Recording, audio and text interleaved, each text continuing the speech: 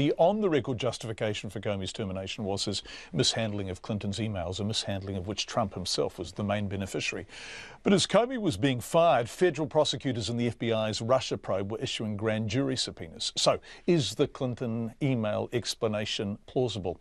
Here's Stephen Dinan from the Washington Times, who was working in the Senate press gallery and thought a colleague was joking when she told him Comey had gone.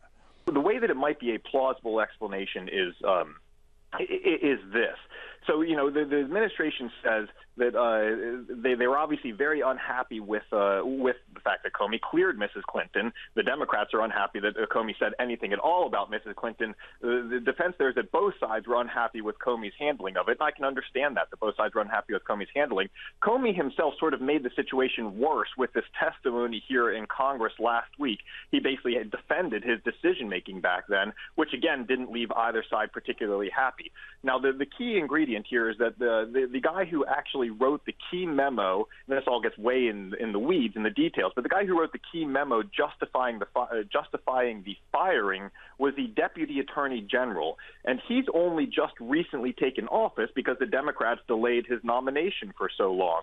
So the Trump administration's defense is, hey, Jeff Sessions, the Attorney General, the chief guy at the Justice Department, had recused himself from most of these dealings, so we needed to wait for the Deputy Attorney General, the guy who's actually involved in this sort of stuff, to come on board and give us a valid, independent evaluation of Jim Comey's role. Now that he came on board several weeks ago, he's finally done that evaluation, and his evaluation finds that Clinton stuff was so bad that he had to go, that he has helped the FBI lose the confidence of the American people. As I said, is that explanation going to wash with most Americans? Probably not, but it will wash with some, and particularly those who want to give Trump the benefit of the doubt. Absolutely, and Trump's great success is playing to his tribe, right? So the people it doesn't wash with don't support him already.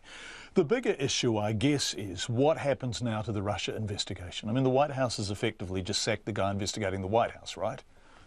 Yeah, yes, and it's sort of funny. In the letter that President Trump sent to Comey, the firing letter that the White House then released to the public, the president very pointedly begins the letter by saying, even though you have told me personally 3 times, Mr. Comey, that I am not under investigation, I'm going to go ahead and fire you for these reasons. So the president was very determined to lock Jim Comey into what the president says were personal guarantees that the president is not the subject of this investigation, getting that out there.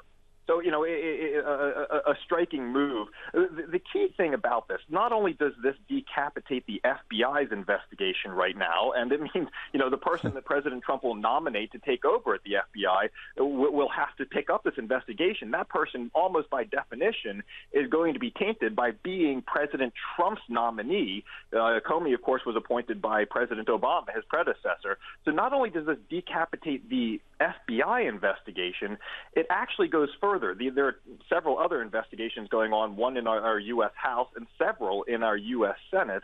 And both of those, those committees have some of their own investigators, but by and large, they're relying on the hundreds of FBI investigators that are taking part in this in some way or another. Most of the information that Congress is dealing with is coming directly from the FBI, while the FBI's head of that investigation just got knocked out.